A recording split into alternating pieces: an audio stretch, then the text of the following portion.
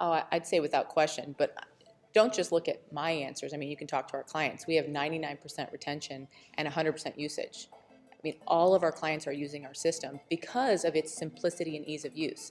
And all of the different pieces of our system are in one interface.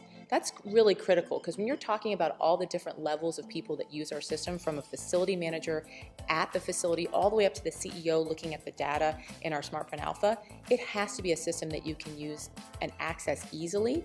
And we're seeing that because we're getting that, that usage rate across all of our clients.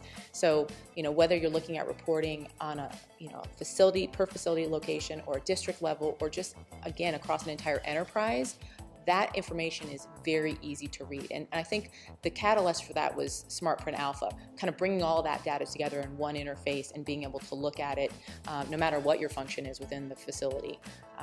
That was really kind of the turning point for the ease of use of our system.